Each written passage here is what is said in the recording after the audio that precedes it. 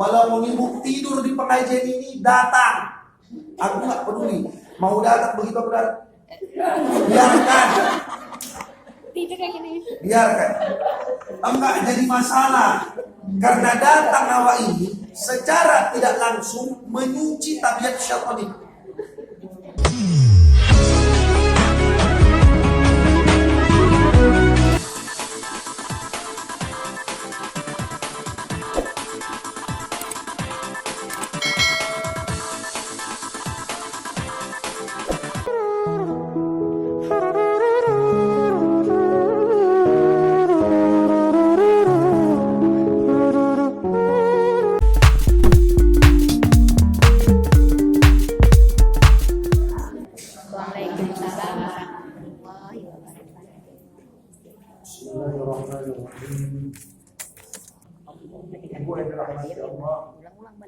Bagaimana awak mau bahagia hidup dunia akhirat kalau perintah Tuhan saja awak kami? Karena dalam beribadah kepada Allah itu tak semudah membalikkan telapak tangan ini. Ibadah kepada Allah itu berat karena halangannya banyak. Tidaklah, mohon maaf, ibadah itu mudah. Karena terkadang banyak orang beribadah hanya punya angan-angan ibadah, belum sampai kepada pengamalan ibadah. Contoh, berharap nih waktu sholat duha, karena udah lama nih sholat duha, berharap tadi sholat duha jam 9 pagi rencananya. Begitu habis subuh niat dia, hujan, belanja nggak jadi, menyuci nggak jadi, menggosok nggak jadi, menyapu nggak jadi, apa dibantu waktu bagoleh. Seringkah ini terjadi? Sering. Ibadah itu cuma di angan-angan. Mana saja halangan-halangan yang membuat awak tertinting untuk beribadah kepada Allah. Ada rupanya 4 halangan, kata Imam Al-Ghazali dalam kitab Minhajul Abidin, yang membuat seseorang itu terhalang beribadah kepada Allah. Mana yang 4 itu? Pertama, dunia. Ini ada yang menjadikan dunia ini sebagai tujuan hidup. Ini siapa? Yang di depan masjid tinggal sampai ke sana. Ini semua orang-orang yang tak Islam ini, yang tak beriman ini, semua menjadikan dunia itu tujuan hidup. Sehingga dihalalkan segala cara. Maka orang yang tak Islam itu tidak ada tatanan syariat. Kalau kita kan masih berpikir lagi dari kerja. Oh tak boleh menyogok, oh tak boleh ini, oh tak boleh ini, yang halal ini, yang haram ini. Sedangkan orang di luar Islam ada itu. Tak ada larang sama dia. Kalau bahasa orang Belanda, ribak sude. Intinya dia dapat kesenangan dunia ini, itulah tujuan. Itu tujuan. Maka ketika ibu menghadapkan diri sebagai seorang muslimah kepada dunia ini, membandingkan hidup ibu dengan orang kafir, akan terjadi ketimpangan. Kok lebih senang hidup orang itu, Ustaz? Mau kadang begitu. Apalagi aku tetangga sama orang-orang yang tak Islam. Kok lebih senang hidup orang itu, Ustaz? Yang tahajud nyawa, yang duha nyawa, yang berzikir nyawa, subhanallah, alhamdulillah, subhanallah, azim.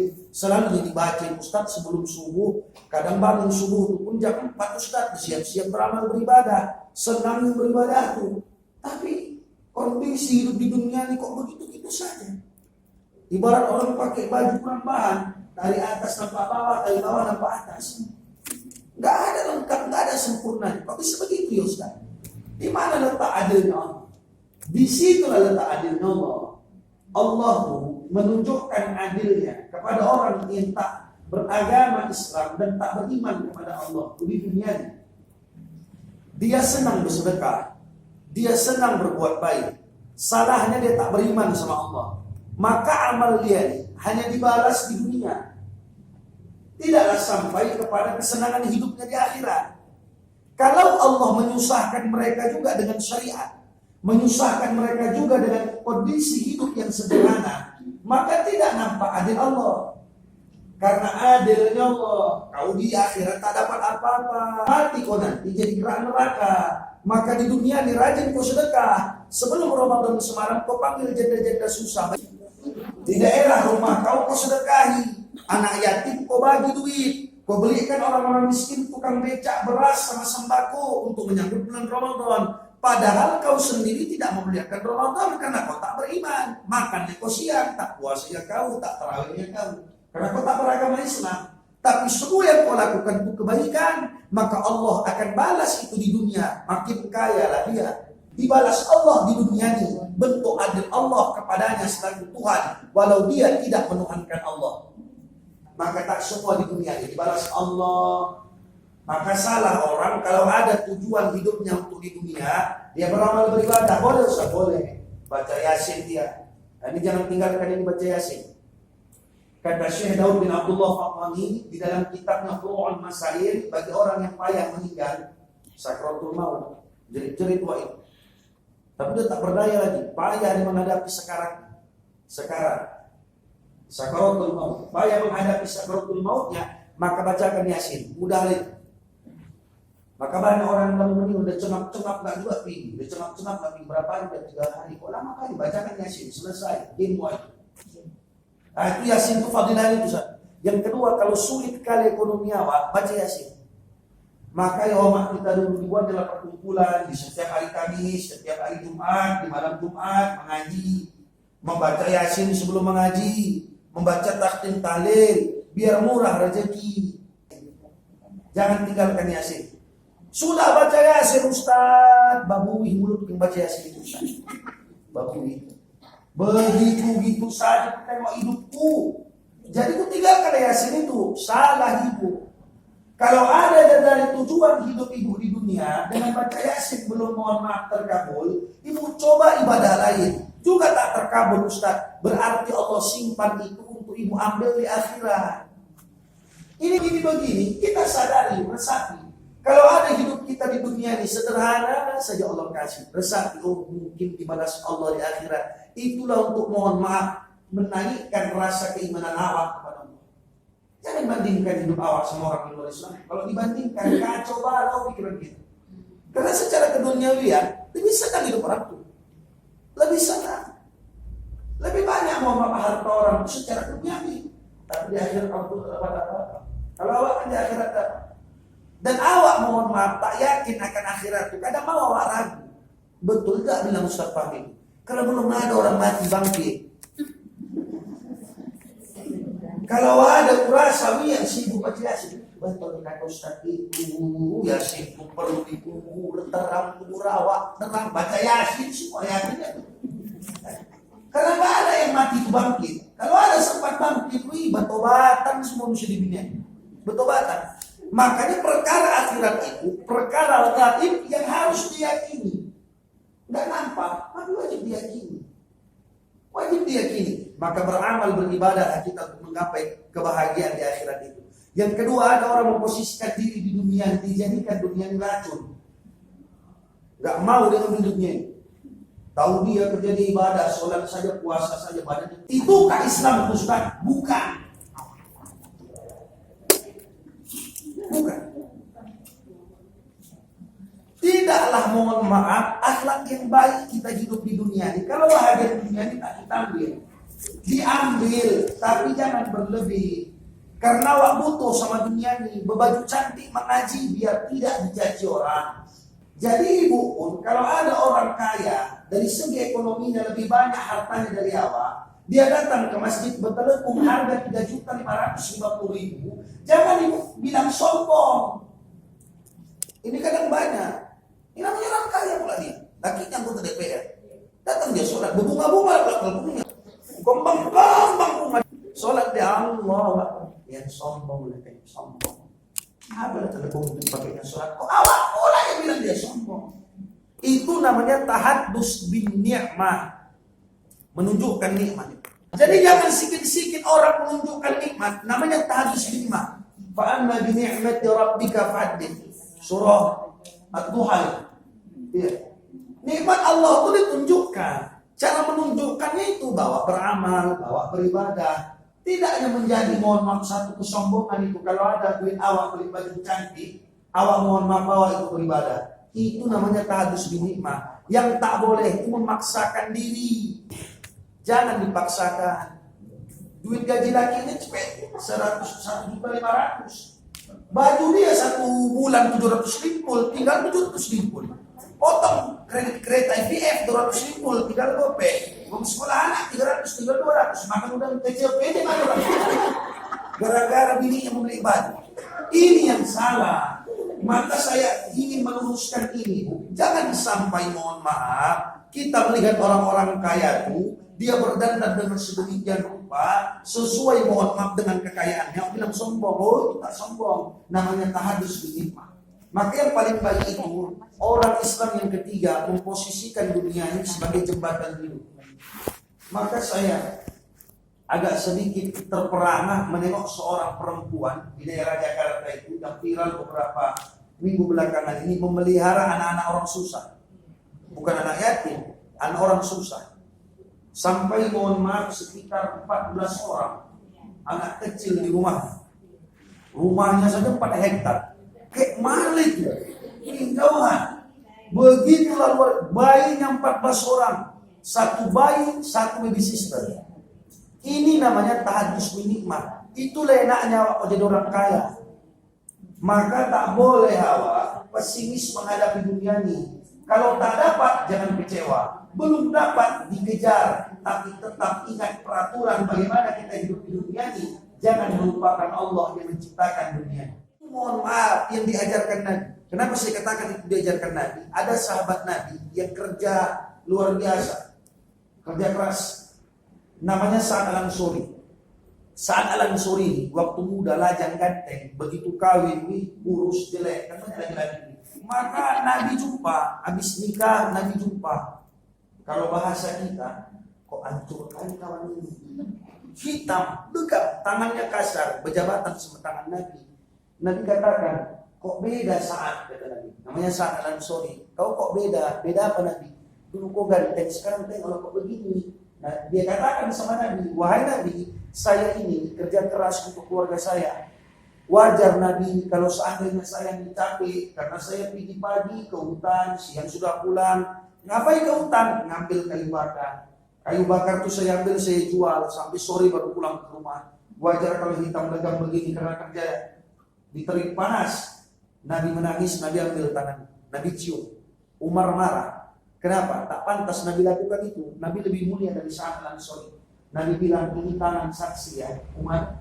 Ini tidak dijilat api neraka nanti di hadapan Allah Ta'ala. Maknanya apa? Orang yang bekerja keras untuk memperbaiki kehidupan dunianya, Allah akan jamin dia tak disentuh api neraka selama yang dicarinya di jalan yang halal. Yang kedua, yang menghalangi kita dalam beribadah beramal kepada Allah, yang kedua, makhluk.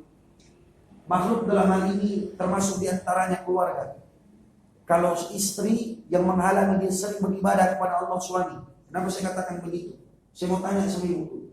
Suami itu kita disuruh berbakti, ibu disuruh berbakti kepada suami. Itu perintah Allah atau perintah suami? Perintah Nabi atau perintah suami? Perintah Nabi. Bahkan Nabi katakan, kalau boleh aku suruh sujud manusia kepada manusia, aku suruh sujud istri kepada suaminya. Tapi ketika ini disampaikan, ada oci-oci yang menyanggah dengan bibirnya yang tipis itu.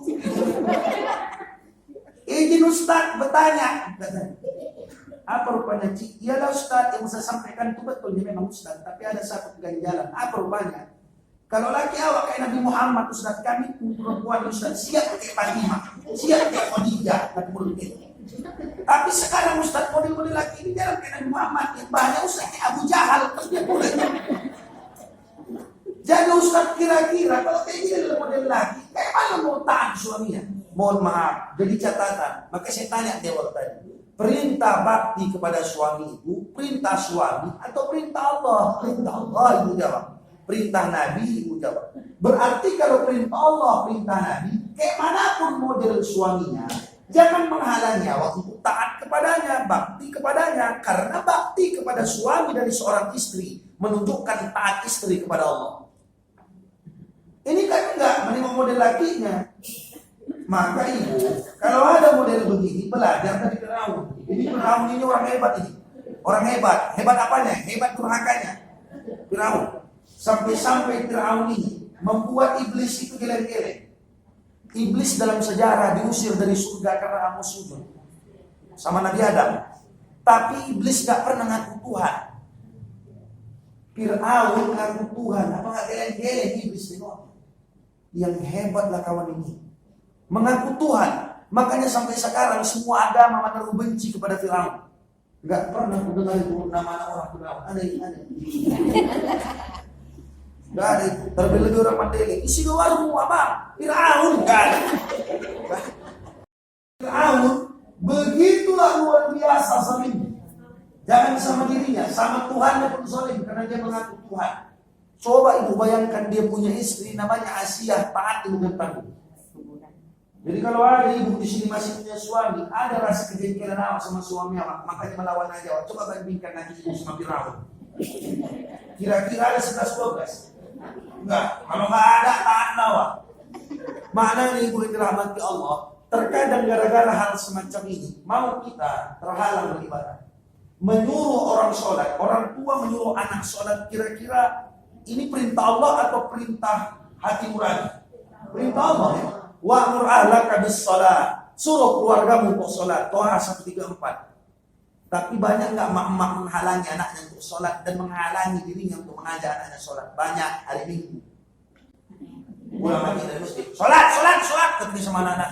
Apa kata omaknya sambil buat teh? Biarlah bang, Minggu siang isi, bangun kan nggak apa-apa. Ini menjauhkan anak dari sholat dan menjauhkan kewajiban awak untuk menjalankan ayat Allah. Hal-hal semacam ini sering kali terjadi yang awak tak sadar makhluk di sekeliling awak menghambat awak untuk patuh sama Allah.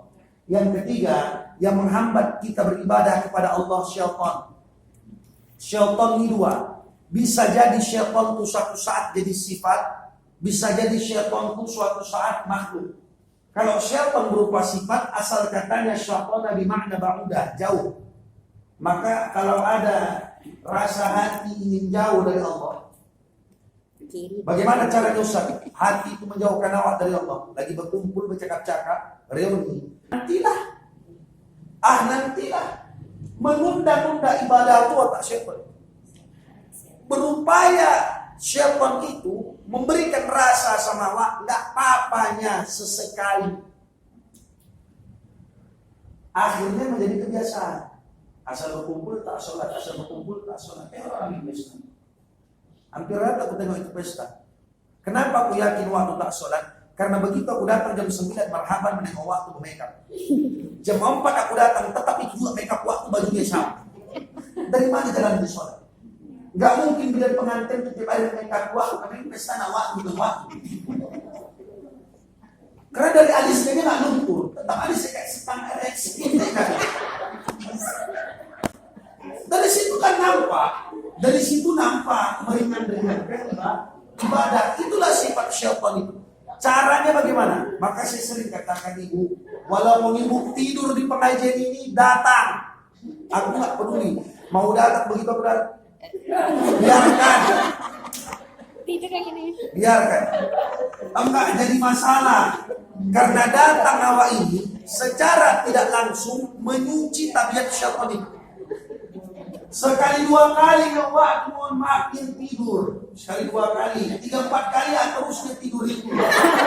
Tapi enggak apa-apa. Tapi sifat syaitan itu tercuci dia. Ada syaitan itu nanti dia akan mohon maaf makhluk. Syaitan itu tujuannya kepada makhluk. Maka disuruh kita sebelum sholat bacaan nas, ya. Biar syaitan dalam sholat tak mengganggu kita. Disuruh kita mohon maaf di kamar mandi itu jangan lama-lama, karena ada syaitan di kamar mandi. Ya. Gak boleh terlalu lama-lama di kamar mandi. Ya. Karena mohon maaf orang yang lama-lama di kamar mandi, kata Syekh Syarwani Abdan, beliau ini ulama Banjarmasin, akan menimbulkan rasa was-was. Takut, ajak pulang anak kemana, anakku di istri kadang depan belakang. Padahal 5 menit ya naik terlambat pulang, depan belakang kayak mana ini kayak was-was. Ada rasa was-was itu. Dan kalau bisa buang air itu tutup kepala. Makna tutup kepala ini karena ada model-model sekarang anduk begini kan itu ada. Tak pula ibu pulang kamar mandi. Tutup kepala tak pakai anduk itu ada. Karena orang yang buang air besar maupun kecil tak ditutup kepalanya, kata Syekh Syarwani Abdan, dia akan cepat lupa. Maka banyak pelupa kan. Ini banyak. Jadi kalau bisa, mana yang mohon maaf tempat setan itu lengah menggoda awak, kalau bisa di situ dikuatkan. Kapan lagi masuk rumah? Kadang nggak sadar masuk rumah ini, rasa awak masuk rumah ini ucap salam waktu hijau aja.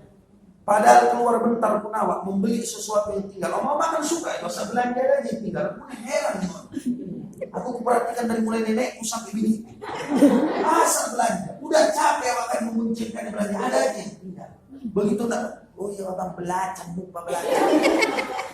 Pikir, walau cuma ke kedai depan awak beli belacan, walau cuma ke kedai depan beli mohon maaf sesuatu yang tinggal depan rumahnya, tetap masuk rumah ucap salam. Karena setan di jalan itu ada yang akan masuk ke dalam rumah namanya watin. Watin ini satu fungsinya menggoda awak berantem terus seperti ini. Jadi kalau rumah ibu sering berantem, perang.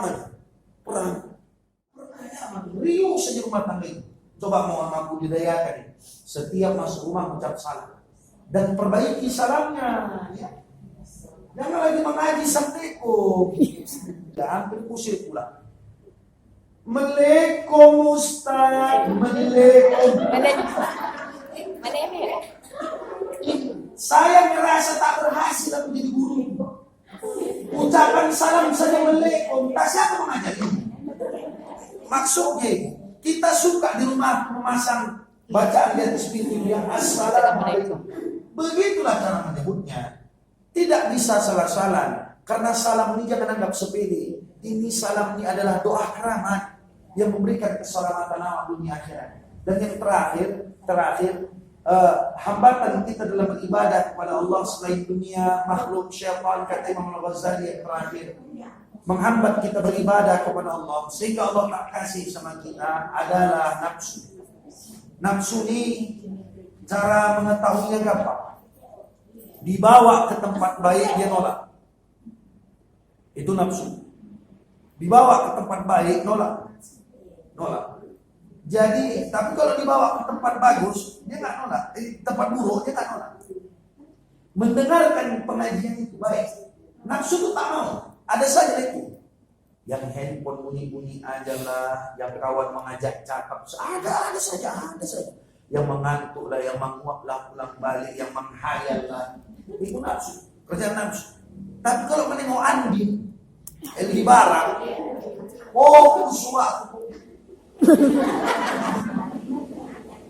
fokus. Lengket nyamuk di keningnya tak terasa. Nafsu itu ketika mohon maaf dibawa ke yang baik, dia menolak. Maka pusat nafsu itu perut. Maka baginda Nabi dan sahabat itu selalu mengosongkan perut. Jadi Nabi itu merubah hidupnya dengan cara mengikat perut pakai batu karena menahan lapar, bukan karena miskin.